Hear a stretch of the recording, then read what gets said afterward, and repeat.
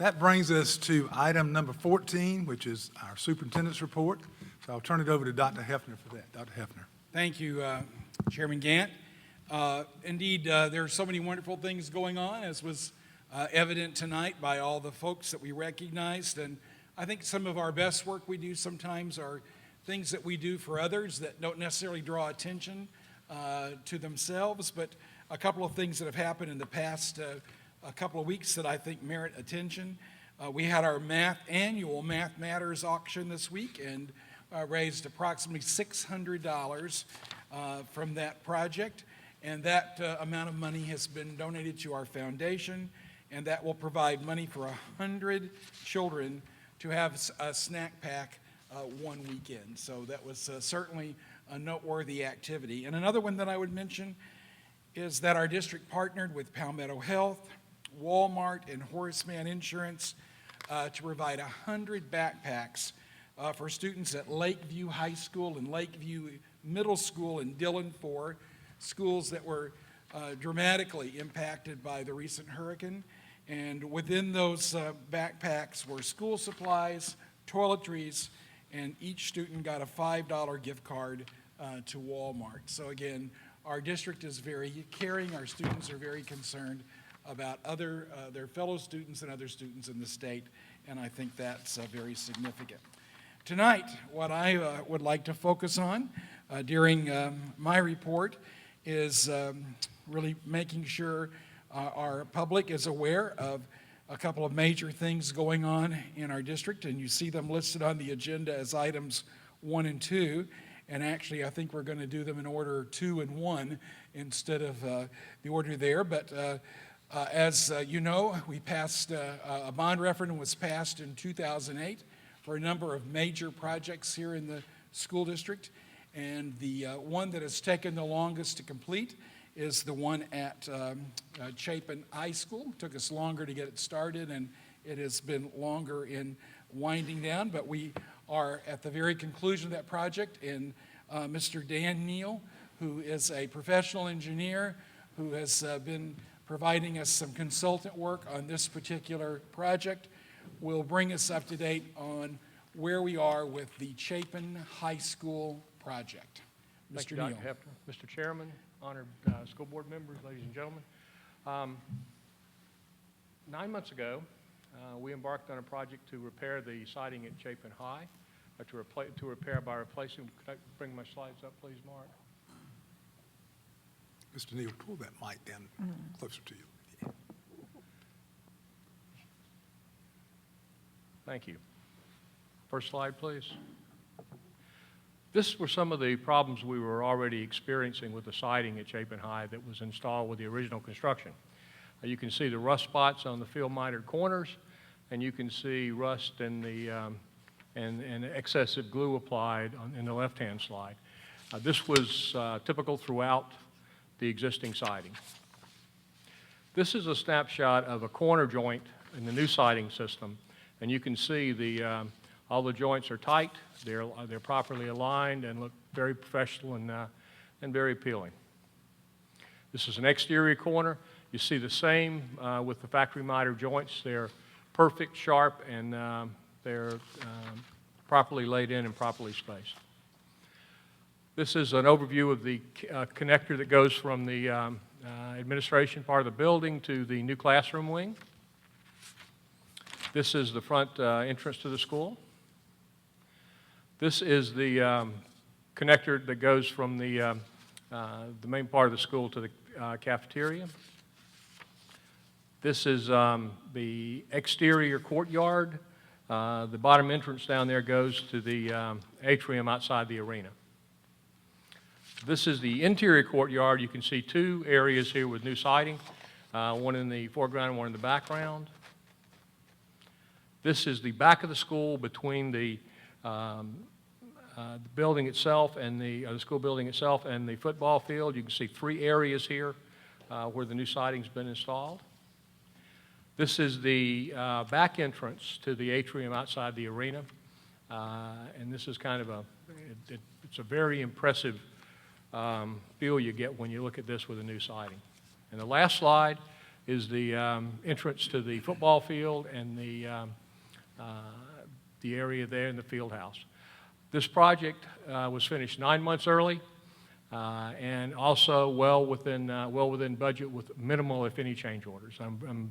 I think the district should be very proud of what they have now. Thank you, Mr. Neal. We certainly appreciate your oversight of us as we brought that project to conclusion. It's been a pleasure, sir. Thank you very much.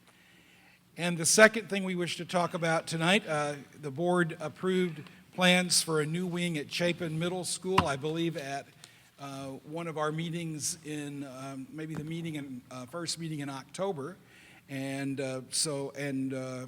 you approved an architect for us to work with on building that third wing.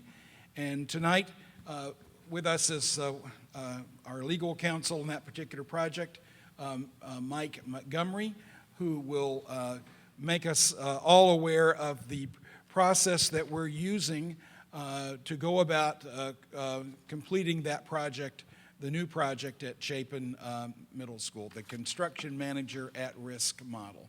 Mr. Montgomery. Thank you, Dr. Hafner, members of the board, members of the public. It's great to be here tonight and have the opportunity to work with the board here to attempt to do everything we can, looking at feedback to try to make sure that construction is done in the most economical and efficient basis for the school district. I'm just leave the slide up here, and if you go back, Mr. Bounds, because I think I'm just going to talk rather than go through. I gave the board a lengthy legal presentation on this, and I think they would like for the public to tell you what time it is rather than how to build the watch. But there are a number of procurement methods that are available to the district to use to solicit construction as projects are developed. And the Chapin Middle School enlargement, for a number of reasons, is suited to the construction manager at risk method. The construction manager at risk method is a way that we're able to solicit construction by pre-qualifying vendors and then having a manager in the form of the contractor who is both a licensed construction manager and a licensed general contractor. And in doing that, it affords the district a number of advantages. One of those advantages is the idea and the opportunity to fast track and phase the project. It gives us an opportunity to pre-qualify and select the most qualified and efficient service provider. In doing it, it gives the district also the ability to have their choice of a design professional, but to limit the contract to a single vendor who can then work to provide the most cost-effective subcontractors, the best qualified subcontractors, as well as to work to facilitate success in the district's minority business enterprise, local and minority business enterprise program. The construction manager at risk method is one that the legislature has allowed in public procurement in South Carolina for something less than the last 10 years. The University of South Carolina and Clemson University have both used this method successfully on a number of large and small projects.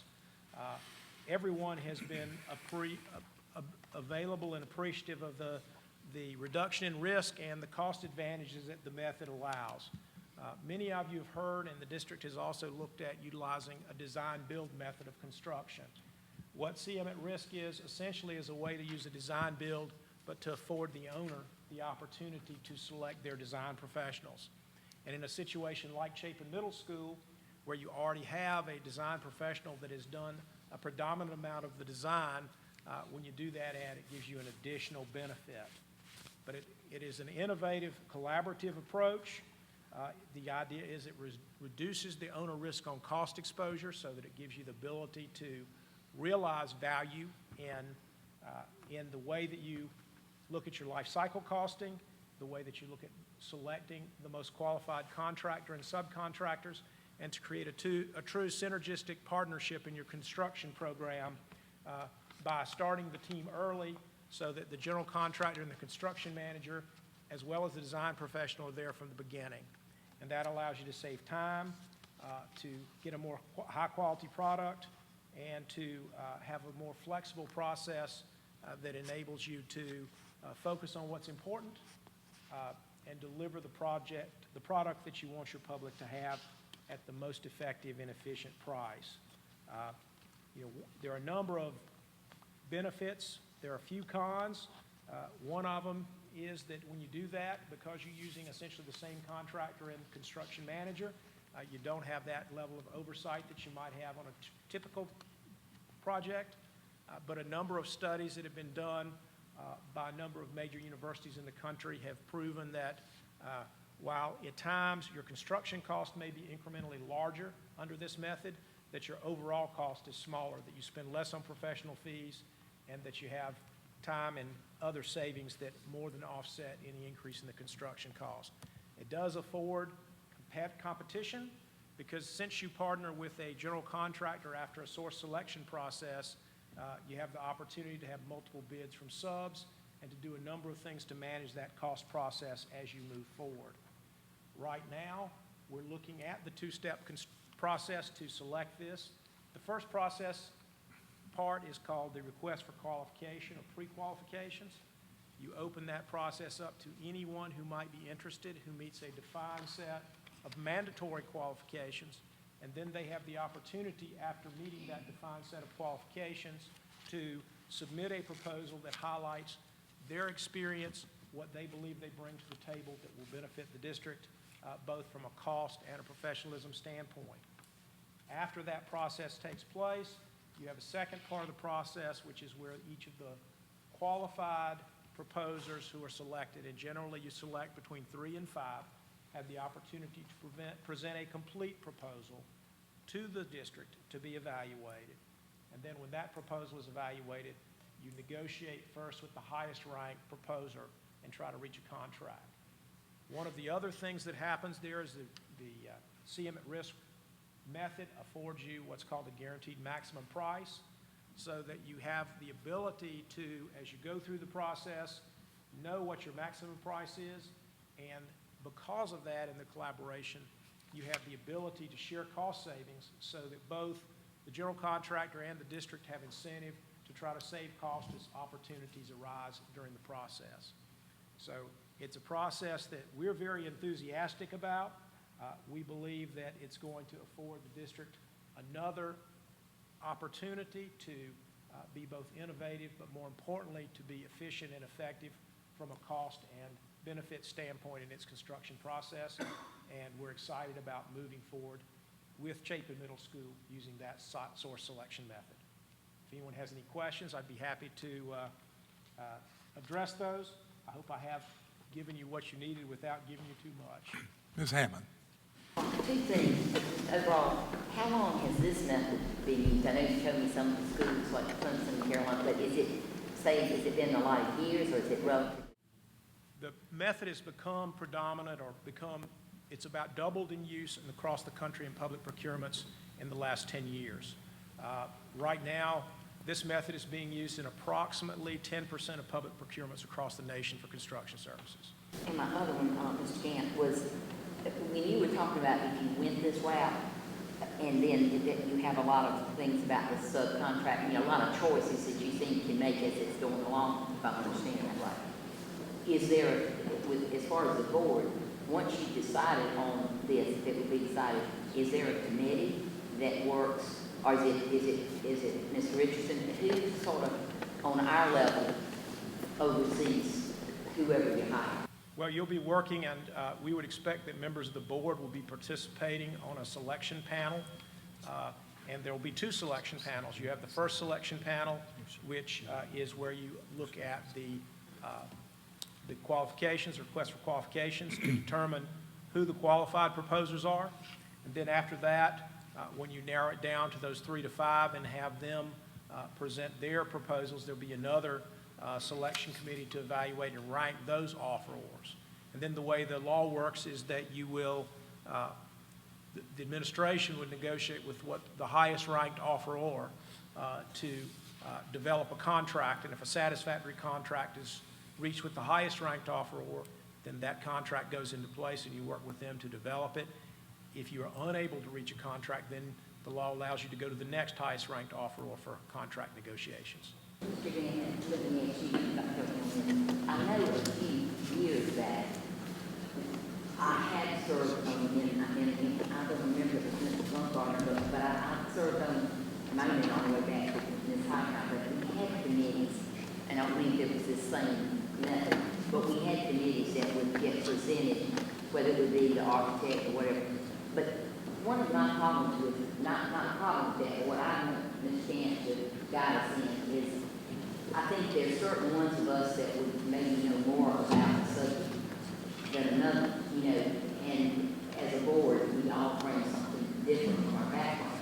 So I guess that would be something we would go through with you guys as far as, the committee that does hear these ideas or these proposals that would really have some background to know which one is presenting us the best product.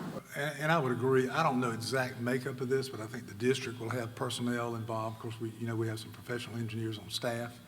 And then board members also as part of that process, not necessarily have a total expertise, but to be a part of the process too. So we'll look forward to working through that and making sure we have good representation. Thank you.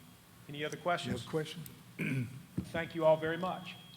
Thank you, Mr. Montgomery, and we look forward to working through this process and are very optimistic about the increased efficiency and effectiveness it will bring to our building efforts.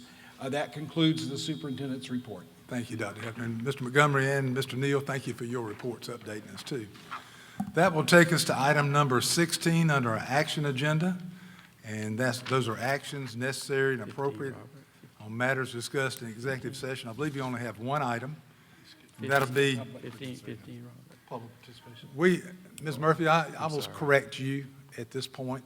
Ms. Murphy has submitted a request to speak at public participation, and it is to talk about something non-related to a school board matter. She's been asked to amend that. She's refused to do that, so we're not going to have public participation from you. Ms. Murphy, your remarks should relate to school board matters, not your personal politics and those kind of things. So next time you come, if you want to submit a proper request, you will be afforded the opportunity like you are every meeting, and we're not going to hear a dirty politics rendition by Kim Murphy. So thank you very much. I will now entertain item 16, actions appropriate under item 3A. Do I have a motion?